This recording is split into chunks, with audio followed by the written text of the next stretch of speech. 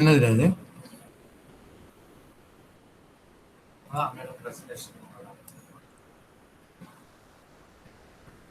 ಹೌದಣ್ಣ.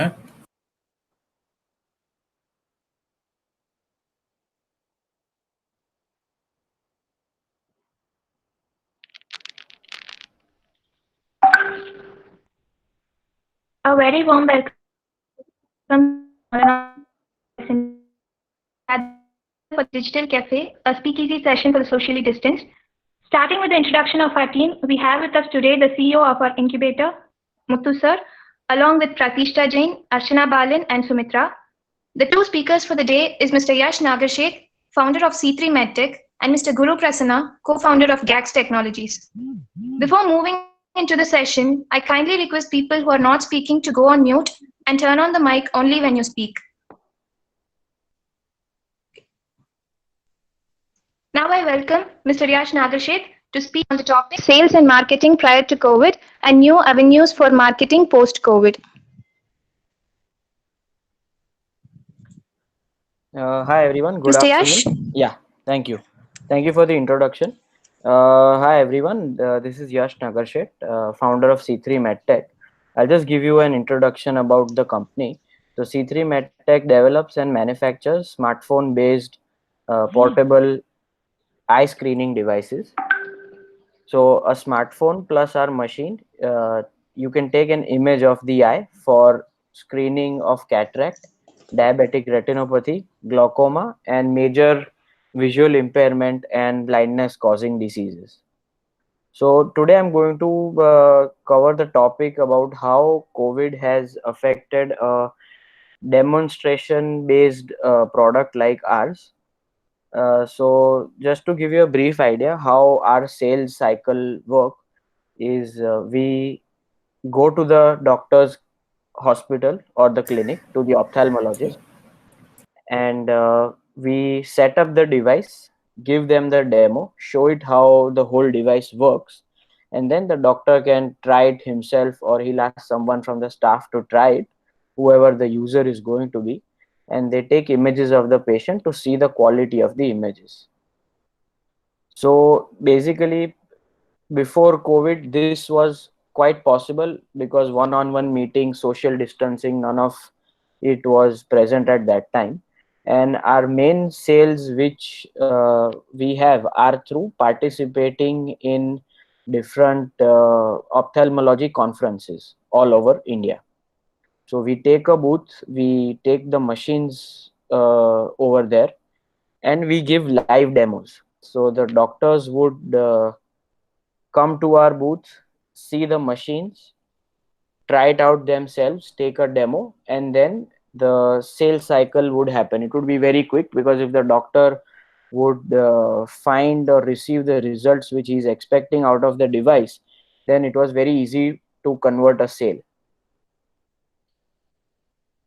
So now what has happened is that in the next 6 months or so, the ophthalmology conferences are not going to be organized, not going to be conducted because of large gatherings and maintaining social distancing. So we have to innovate in order to continue our sales and continue our month on month growth. So a few digital marketing aspects I would like to share with you. So what we are planning to do is, in in combination with Facebook and Instagram and digital marketing, the ophthalmology community has ophthalmology journals. So basically, the Indian Association of Ophthalmology has a specific journal. It's called Indian Journal of Ophthalmology, and they have monthly issues. So we are planning to give detailed paper demos. So basically images of the device, images of how the device operates, and we are planning to make a complete brochure out of it, and also comparing our device to existing uh, machines already present in the hospital, comparing the image quality to our device. So that is one of the strategies we are banking on, so that we can reach directly to the ophthalmologist, but through a different medium. So that is one of the things which we are focusing on. And we are also planning to publish benchmark studies in similar journals and online to promote our devices to be a parallel quality and cost effective alternative to currently available and existing systems. So this we see it as a big opportunity, because currently, due to the effect of COVID, hospital budgets and capital expenditures are going to be cut by a big amount. So we see our device as a very good cost effective alternative which can give high quality images of the eye. And we are also working on developing a telemedicine application, which can be used by the doctors and the technicians for any kind of community, rural, or remote screening, so that the doctor sitting in his clinic can have a virtual consultation with the patient and discuss about whatever issues or eye problems they have. And one more thing which we are working on is we are planning to collaborate, or I wouldn't say planning to, we already have collaborated with two leading ophthalmologists of our city in Ahmedabad. We are based out of Ahmedabad. So we are planning to start a home eye screening service in which our C3 devices will be used to take images. So how that system will work is a technician or an optometrist will go to the patient's home or office. They will take images of the eye. The images will be analyzed by the ophthalmologist, and then a virtual consultation will be given on whether they require any kind of treatment or any kind of immediate action. So this is a way we think that we can connect the doctors and patients, and this is also a way we can connect with the doctors as well, because right now face-to-face meetings, conferences, all of those things are not going to be conducted for at least the next 4 to 6 months. So we see these avenues as a new, or new digital way of marketing our products as well. And just wanted to share an experience before all of these Zoom meetings and everything started happening, that we already have done something like this before. So in the month of uh, last September, before all of this happened, so we already conducted a Zoom meeting and we had given a virtual demo to one of our customers in Delhi, and it had turned out to be very nice. So that thing happened very unknowingly at that time. So I think we are planning to do more of virtual demos as well, to the hospitals and doctors who are interested and even have that open mind of doing that. Yeah, I think that's the thing I'm majorly going to cover. Thank you.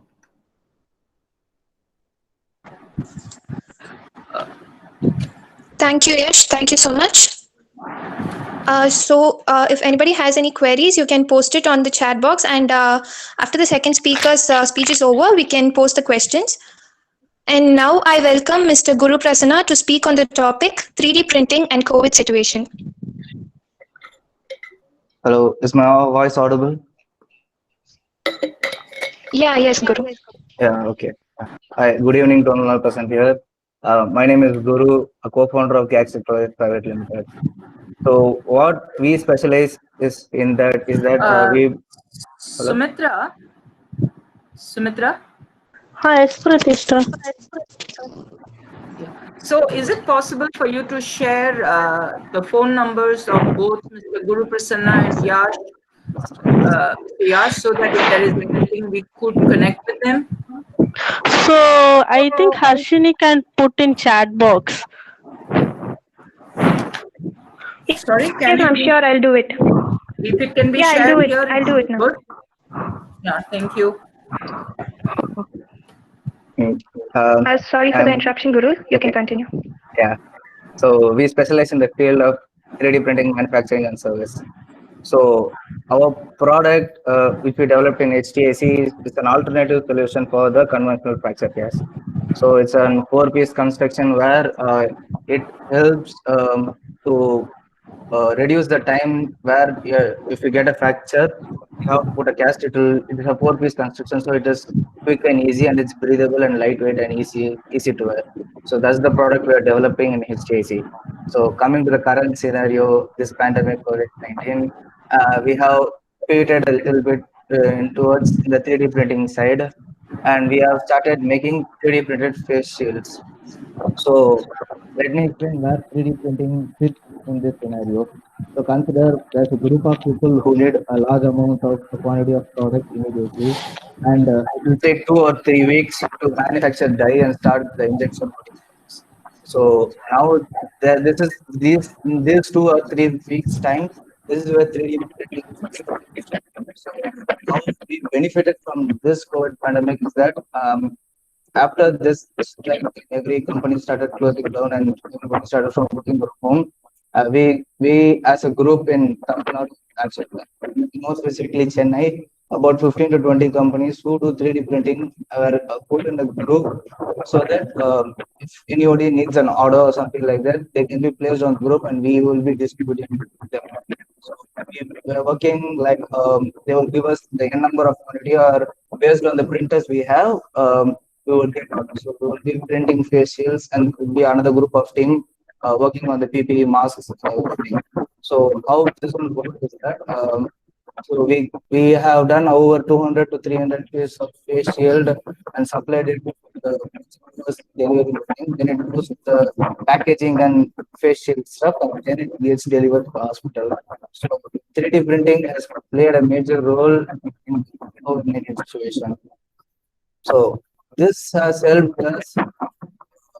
How this has helped us is that we have reached a lot more people and gained knowledge how 3D printing works to other people. Before this, nobody knew what 3D printing, how it functioned actually. But now, since this pandemic has started, a lot of people need a lot of printed stuff so that this has helped us gain much more attention in the market than before you spending a lot of money in marketing and something like that.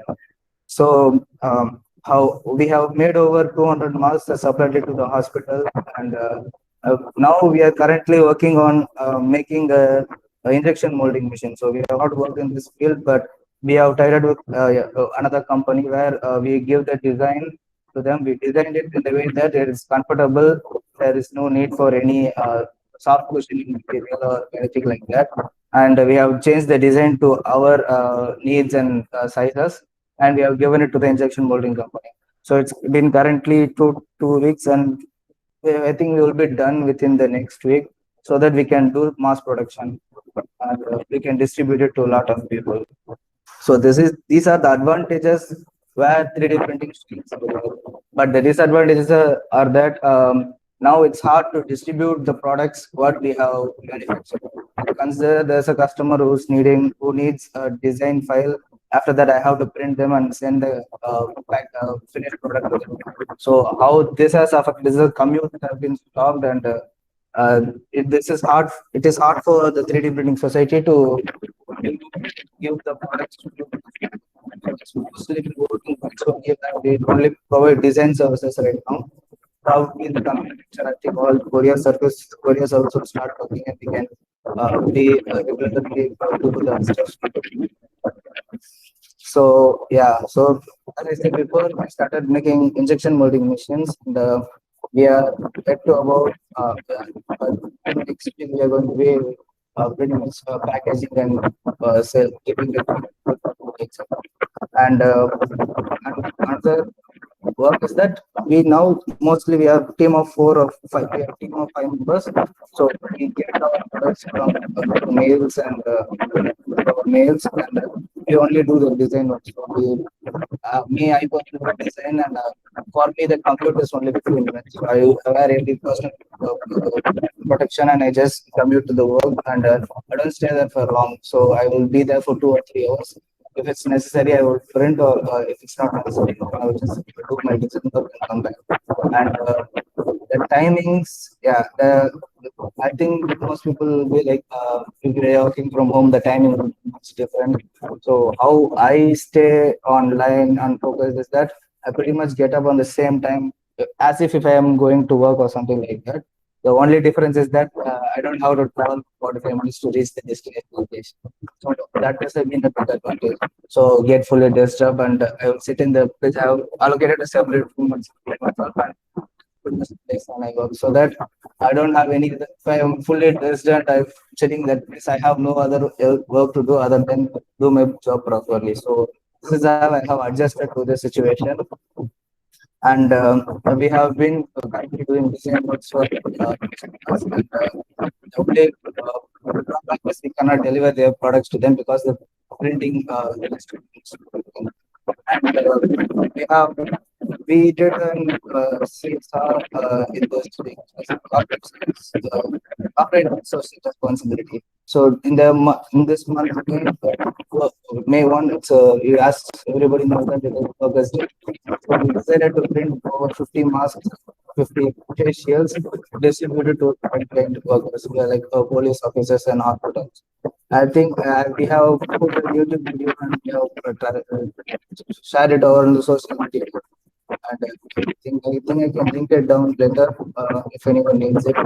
So we did this during the pandemic, and we got really good support from companies. So this is what we have been doing this. So we have some designing and the work has been going quite well. We will be, as a Guru? market, Yeah, sorry for the interruption. Hello? There is some noise in the background, so we are not able to hear you clearly. Okay. Now is it audible? Yeah. Yeah. So I was about to complete. So yeah, so we have segregated our work, and work is going on as it's supposed to go. And it's pandemic has helped us, and also kind of not helped us. So this is how this is how the work is going right now. Thank you. Thank you, Guru. Thank you for your valuable words. So now let's move on to the discussion. Any questions can be posted now.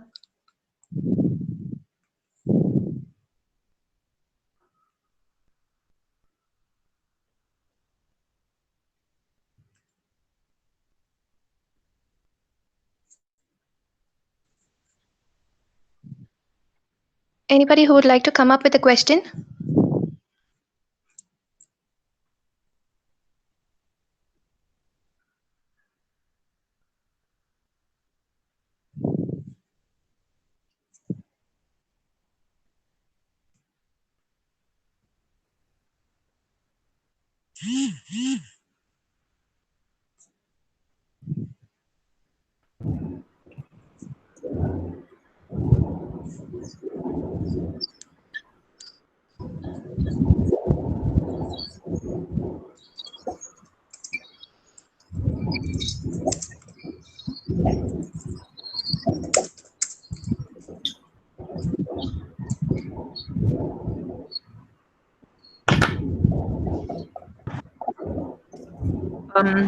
I have a question to, it can be directed for one person, or I can ask this for both.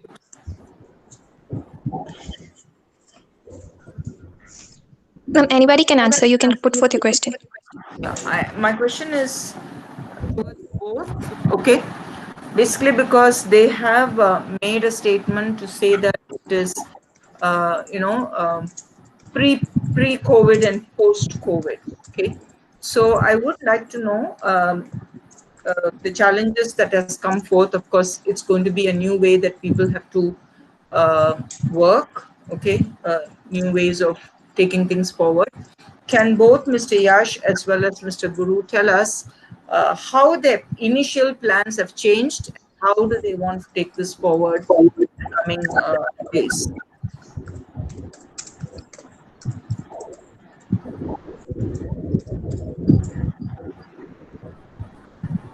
Yeah, hello. Can you guys hear me?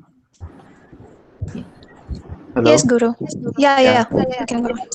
So our plans, it has not changed, deviated very much. So we pretty much work using the laptop. So it has been at the powerhouse of what the work we do. So before COVID, it was better for us to communicate with the person who needs to get the job done, so that there was an interaction between us, so that it was easier to convert the orders and make work out of it. Now it's been hard to communicate to others, and it has been making us a little bit slower, but there is no other way to do it. And this it was like I said, it was easier before, when we had to go to a place and work, and it was we were able to communicate with each other and come up with designs much more. It was easier to solve the design problems and other stuff, but now it's been quite hard. And but mostly the work we do is based on the laptop. I think it has not affected us as much as I think other field workers or something like that. Who is answering me? Is it Mr. Yash? Guru. Mr. Guru. Okay. Yeah. See, I understand what you're saying, but my question was slightly different, meaning that, see, when we do something, okay, your young companies, right? You Yeah. would have had a plan to say, okay, this is how we would progress, and this is when I need to go to market, this is what I need to do. So, some of these things may have slowed down. At the same time, it could have also given you larger opportunities. Okay, so that's what I'm asking. How does this situation pose in front of you, and how have you slightly changed your methodology of working or reaching out to, of course you have said about reaching with your own team, right, working with one another and so on. I'm also Yes. talking about overall picture. Okay, it's not just about uh, within your team alone. So overall, how has your plan changed for you? One, within the company, you have made certain statements. What about to the outside? So, according to this time, we have planned that we were going to launch new printers into the market. So we have Sorry, I been. cannot hear what you're saying at all. Can you hear me now? Yes. Yeah. So we were, as per this timing, we were planning to launch our 3D printers into the market. So we started manufacturing and designing every stuff, but we actually mostly provide 3D printing services, and we have a couple of printers which we only manufactured. So this was the time for us to manufacture the printers and distribute it to others.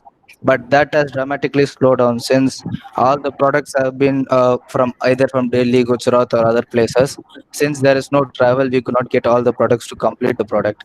So Okay. that, I would say, is that which has not worked on our side, uh, but we now have pivoted our idea in providing 3D printing services. So what we did initially after the pandemic started is that we started making 3D printed face shields. So that has made our daily routine work much more different, but we still have our company running, since because we are providing 3D printed face shield. So then we decided What do you to mean put. by that? Can you just explain in two lines when you say 3D printing facials? What do you mean by So, that? the protective masks which the Okay, doctors wear understood. in front, it's like a vehicle helmet, Understood. but yeah, okay. Okay. So those face shields we manufacturer distributed them. So the work line has changed, but pretty much the work we do, the marketing make is just the same as before. So it has, the work has continued, but in just a different path. So that's the field in 3D printing. Now is that we started as the demand increased, we thought we could make a new design and started injection molding. So we have not done injection molding previously. So we have tied up with another company to make injection molding so that we can make one piece in 20 seconds or 30 seconds. And we can pretty much make 3,000 pieces per day and package it and ship it to others. So that we have pivoted our goals from what we have done to the current scenario. So we have work going on every day, but this pivoting has played a major role in the development of the company. Yeah. Which you may not have done, right? If this Yeah, did not happen, you may not have done these masks of it. You may not have explored that at all, isn't it? we would have not considered the other Correct. parts because we So were that's a good already thing. planned in making the printers. So that's a good thing. So when ultimately when things become, when your materials are available for making your 3D printing, then you will have two areas of operations. One you would have specialized already, one more you will still continue to do. So that's a good thing. That's what I asked, what has Exactly. opened out to you. One other Yeah. thing that I'm thinking that you can do because of 3D is, see, the prototype, making a prototype is another thing that you can think about, okay? Because everybody, before you get into any sort of manufacturing, you need to prototype something. So in 3D, a lot of prototyping can happen. So it's again one more area that one can think about. So it's great to know that you have found, you didn't keep quiet, you did something else, and that's a good thing. So thank you very So much for sharing yeah, that. yeah, actually, as I explained before, I said we do design works and everything, right? That included what you just said. So Prototyping. we do Okay. 3D modeling and provide the 3D model to the customer. So that process has been going on. So as of now, how the functionality works is that we first, before pandemic, we used to do 3D printing services. So and we also provide, if consider there's a PCB board or something like that, they will give us the board, we will measure the dimension, we will create a case for it and distribute it to the people who need it. Now the difference is that they will be coming up with a concept, say like I want this actuation, this functionality and everything. We will design the whole thing based on the concept they provide us. So there is no physical product which is being transferred to one another, but the design works is transferred virtually. So we are also in that field, but just in a different way. Yeah, maybe if you look, if you, I don't want to take away all the time. There may be others who are wanting to talk. So Okay. I think that's a great area in terms of prototyping, especially niche areas. You can think, there are some very Yeah. special areas that you can think. And I Okay. don't know whether Mr. Yash wants to say anything for, I mean, along the same lines that you have spoken. Yes, ma'am. Thank you so much. Thank you, Guru. So, guys, this is a free platform, so anybody can ask out your questions. There is a question to Mr. Yash by Mr. Sundar Rajan. Yeah. So, you can ask out your question, sir.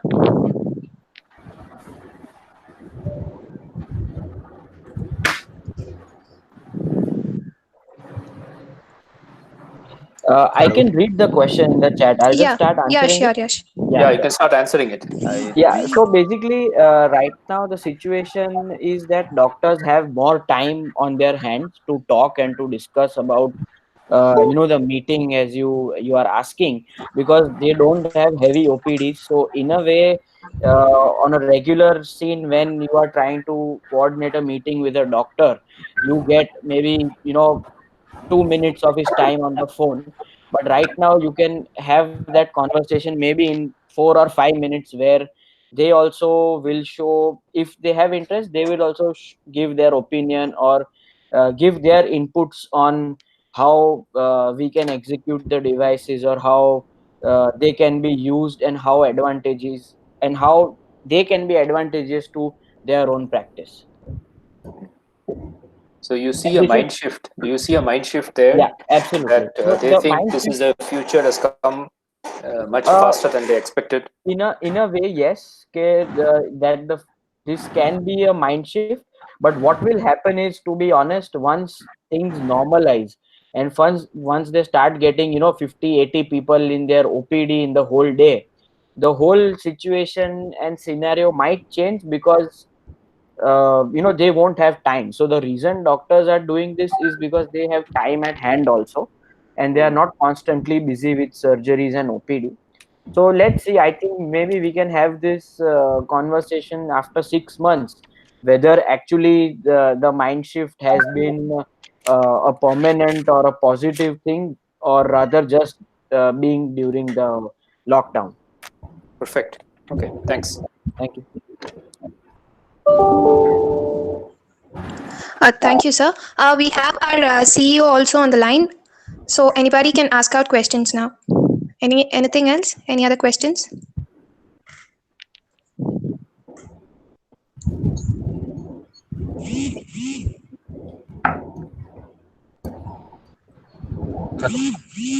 Actually, you need to look at the chat box. There's questions there. Frederick has asked a question. Yes. Yes, sir. So there is a question by Mr. Frederick to Ms. Sudha Subramanian.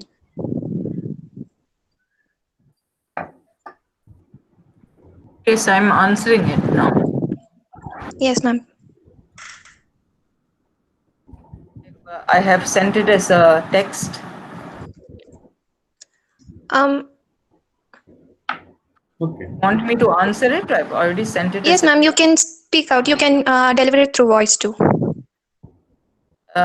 He has just asked me who I am. So I'm a vice president business development of a US-based company called Symbiome. I take care of Asia and business development Asia. I'm also an angel investor and a mentor for startups. So incidentally, I work with the Center for Innovation IIT. I'm an inventor also. So that's what I am. Thank you. Yes, ma'am. Thank you, ma'am. So there is a question by Mr. Arvind Prasad to Mr. Yash. So you can put forth your question, sir. Yes, am I audible? Yes, sir. Hello, Yash. As you said, it was not easy to hold a meeting with doctor because they don't have time, and there are many protocols in the hospitals to meet the doctor in general. So do you think this digital platform is going to be the future even after the pandemic to meet the doctors? Can it change the meetings and everything from sales and other point of view? So as I mentioned answering the previous question as well, so right now, yes, doctors are willing to meet digitally and meet online, because they have time on their hands. They are not busy with OPD and surgeries, especially ophthalmologists, because ophthalmology comes in elective surgery. So unless and until there's any emergency case, doctors are not taking patients. So once things normalize and they start seeing the regular amount of patients which they used to see before the pandemic, if at that time there is a opportunity like this of doing digitally, then we can say that this will be a shift in the way doctors meet. But I think that would be better answered after maybe a couple of months, when we have some kind of data, or if we start holding regular meetings with doctors online or on video calls.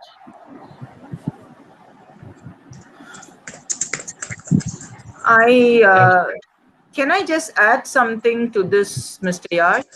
Yeah. If somebody is waiting with any other question, I'll wait. If there is nothing else right now, then I would just like to add to this. Yes, ma'am. You can carry on, ma'am. Because if there's someone else who wanting to ask, please let them do that first. No, ma'am. You can move forward. You can go ahead. Yeah. Yash, this is to just whatever you have said. If this is the time that you can reach out to doctors, not because doctors are free, but the other part when lot of patients or people who need help are not able to reach out to doctors because they are concerned, if they go to the hospital, will they get infected? And there's been a standing instruction to say, unless and otherwise you really need to go to the hospital, please do not go. This is a request which has come in the beginning of the pandemic itself. They have said, please, for small things, you don't have to come to the hospital. So at this point in time, there are various other groups of people who will all the time need care, or they will causing concerns to their families. One is, the other one is senior citizens, right? And many of them may be alone at home. Their children may not be with them, and so on and so forth. May not be living together, and so on. So, I certainly think that this is a great opportunity for you to speak out on various aspects of this. Um, not because the doctor is free. It's not because this is going to be a different way of consulting that is going to happen. So I think it's a great opportunity. I see it as a very great opportunity. Okay. Ma'am, just to answer or just to comment on what you mentioned, I am also hoping for a positive outcome, that this can become the new normal for a lot of people, or as you mentioned, senior citizens or people who need immediate care but are not mobile enough, or there is no one around them to help them out. So I am also sincerely hoping that this can and this should, become a normal thing for the people who actually require it. So I am also a positive advocate of this. But to the previous question asked, this was my personal observation of working with doctors previous to the pandemic and post. So that's a personal thing which I had observed, and that was my inference for that time. But I'm also hoping positively that video calls and video consultation can be part of the doctors and the patient's life even after the pandemic. Okay. I appreciate that. The only thing that I still feel we need to look at is not because somebody needs help urgently. Okay. Because if it's anything urgent, what's going to happen is people are going to go to the hospital. I'm talking about the regular checkups and so on that can actually happen. That's what I'm talking about. Yeah. So basically, just to, I mentioned it in my presentation also, we have collaborated with two doctors from Ahmedabad who are leading ophthalmologists, and we are planning to start home care service. So basically, a technician can come and take images of your eye at the convenience of your home. So that can be availed by even existing patients, those who are already under treatment of the doctor. So basically, if you have glaucoma or diabetic retinopathy or cataract or a developing cataract, so you need to go to the doctor every few months, so every 2.5 months. So this service can be availed for them on a regular basis also, that if there is no change in the disease, then there is no need for them to visit the clinic and get any chance of contracting any kind of infection, because all these people, the diseases which I'm talking about are mainly primarily in the 50-55 age group and above those. So just wanted to share that on your question. I think it's a great platform. So Thank you. Thank you, ma'am. Thank you, Yash. So, as our CEO has told, this is a free flow where anybody can share your thoughts and discuss with your fellow mates. So, anybody can come up with your ideas to discuss with others. Hi, this is Arun. Can you hear me? Yeah, yes. Okay. Carry on. Just to add to the earlier point, I also have been interacting with various doctors during this time, and I understood there is a significant uptick in terms of remote consultations, right? So people are generally more open in consulting with a doctor over phone. So I work close. So one thing that I observed, even for physiotherapy, where people normally go to the physiotherapist and get the treatment done, they are much more open now in terms of doing remote consultations. So that's something that I observed. Maybe I don't know if this is going to be a new norm where people will be much more comfortable in terms of consulting with doctors through mobile.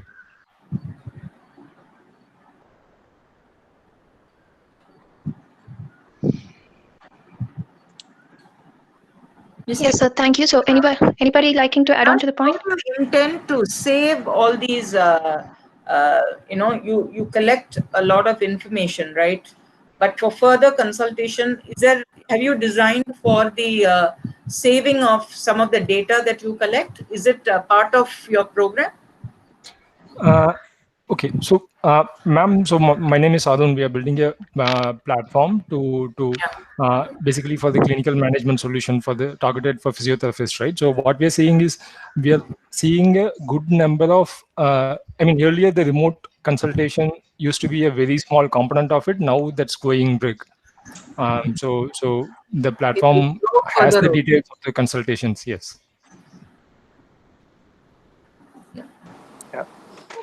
My question was, is there a way that you save those data so that for the next consultation it's easier? Yes, So yes. does the platform allow that? Yes, obviously. I mean, it has the history of what happened in the previous visits and the previous discussions. Yeah.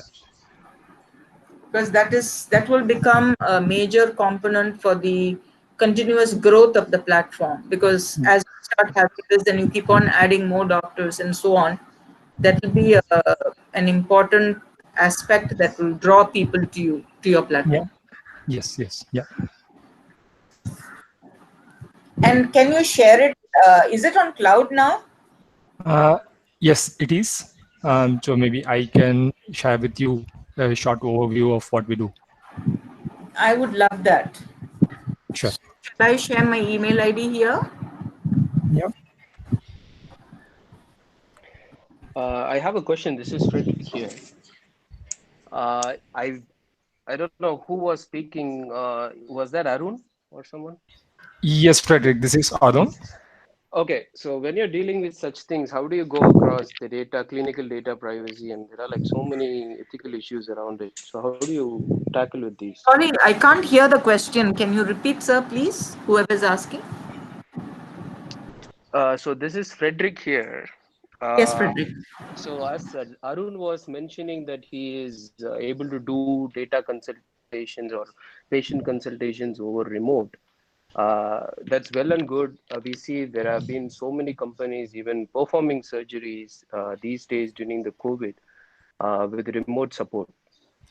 I'm just skeptical to know that he has data on the cloud, which is well and good. But are you allowed to share the data of some consultation with the third party? Okay, so Frederick, you're right. I mean, there is a lot of restrictions in terms of having the patient data, but currently in our model, we are not sharing it with anyone except for the doctor, right? So basically, in fact, we are providing private cloud for the individual clinic, right? So their data is not shared with anyone else beyond them. So currently, we are not facing that problem of exposing the data to a third party. Okay. But do you have an authentication process or something in place so that you know if you need to share it, you can have an authentication process to be put in place, right? Right. Maybe that's something in future we will explore. But at this moment, yeah, it's a very strictly controlled environment where people, I mean, only the clinics have. Why I'm saying that is that becomes fairly critical because, for example, one person may have more than one doctor, right? Yeah. You may have a couple of doctors, isn't it? So let's say there's going to be a surgery. Okay, let it be even an orthopedic surgery. Even then, also the other doctor may want to know whether you're taking any other medication, this and that. No? So that will, since if there is an authentication process, one doctor can look at certain of these details with the permission of the patient. These things may be helpful. So if there is an authentication process, that may be good, I thought. So Yes, yes. then It's it is certain. called I as mean, it's informed consent. Then it is called as informed consent process where a patient is giving an access I rights to. cannot hear anything. Can you hear me? No. Can you talk little loud? Oh.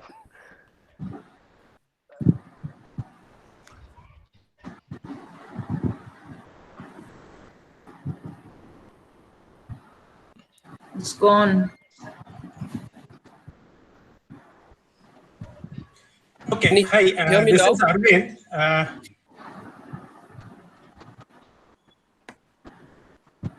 Hi, this is Arvind. I would just like to chip in on this topic. Can I go ahead? Yes, sir, sure. Yeah, okay. So, see, what happens, what has already happened is, as far as telemedicine and electronic health records are concerned, Government of India's Ministry of Health and Family Welfare has already issued guidelines as to how electronic health records should be handled within India.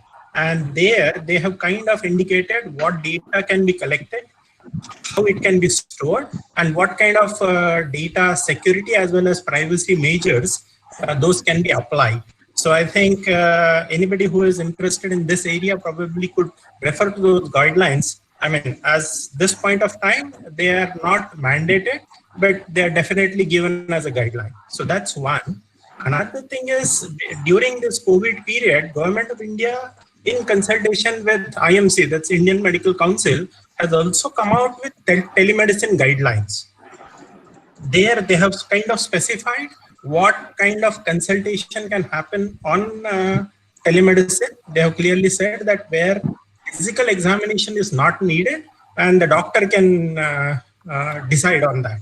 And those consultations definitely could happen on the telemedicine. They have also specified what types of medicines can be prescribed. So they've said there are some Schedule H and Schedule D kind of drugs. So those restricted drugs obviously cannot be prescribed over telemedicine consultation. But typically what we see as over-the-counter medicines can be now prescribed over the telemedicine. So I think the standard or the guidelines for medical records and the telemedicine guidelines which have been, I mean, this is about 3 to 4 weeks ago, those telemedicine guidelines have come in. So I think if people who are interested can definitely look at them and probably follow that. And I think things should fall in place with that. Thank you.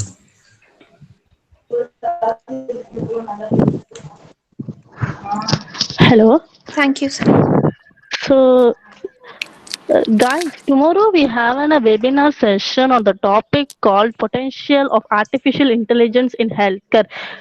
So the leading voices from the Department of Science and Technology, BIRAC, Microsoft, Google, and Medway Hospital and IIT Madras are involving that in that webinar session. So I will put the registration link below in the chat box. It's at 2 p.m. So if you are interested, means just click the registration link and you can join at 2 p.m. for that webinar session. It will be a good for the startups mainly.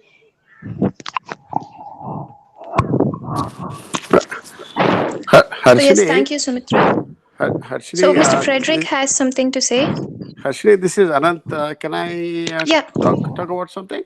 Yeah. Yes, sir. Sure. Yeah. So we are from Irilic. We do fluorescence imaging equipment. It's a real-time interoperative product used for imaging perfusion, lymph channel, and lymph nodes in the OT.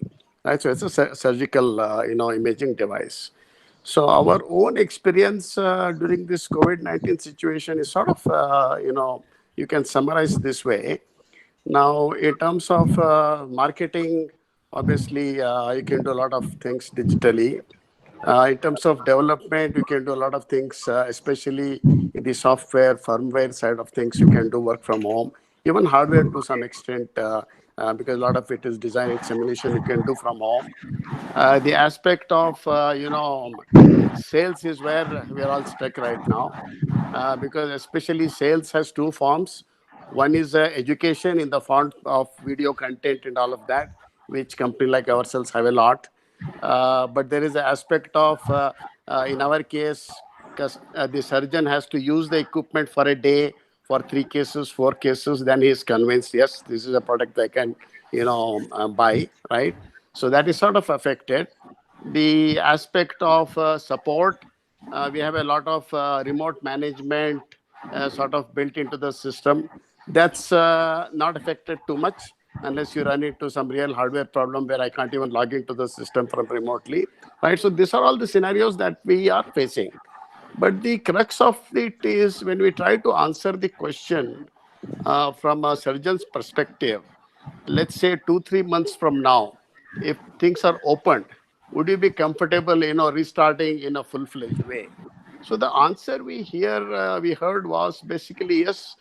Even in an OPD setting, seeing people looks pretty risky. Of course, there's a lot of PPEs and all of that floating around, but not very comfortable for people to wear. Even wearing a mask looks, pretty torturous if you're wearing it for a few hours. So at the end of it, so a company like ours who is doing medical device, we also started development of a sort of a respirator hood system. It's an active system, not a passive PPE, to enable protection plus comfort sort of scenario, so that the physicians in the OPD can actually start their work once the this scenario sort of begins to decline. So just wanted to put out my our own experience on this. What kind of application do you use? The fluorescence imaging, if I may know. So fundamentally, one of the products, this is a fluorescence imaging device used in open surgeries, such as, all type of oncology surgeries, plastic surgeries, right? Lymphedema surgeries. So basically our system is used to, visualize perfusion, which is the flow of blood. This is used, for example, in grafting. So when you're grafting, you want to know how is the perfusion before graft and after graft, right? And you also look at while grafting itself, if I have to pick up a piece from the human body, how does the perfusion look like for the graft to be successful? So the second part is we look at lymph channels. Any oncology surgery requires you to access the lymph channel and the lymph node, when you start opening up. So these are a sort of a real-time intraoperative visualization equipment. Who is speaking, So please? you also have color imaging simultaneously, right? Who Yes, is speaking, that's correct. please? Okay, great. May I know who is speaking? I mean, when you were talking about all this, who is speaking, please? This is Anant. We are from a company called iRelic Private Limited in Bangalore. Can you please drop your website or some information on the chat box? Yeah, absolutely. Doing that just now. Yeah. Yeah, and also your name and your contact. If it's here, it's good because it's interesting what you're saying. I'm just doing that. Give a second.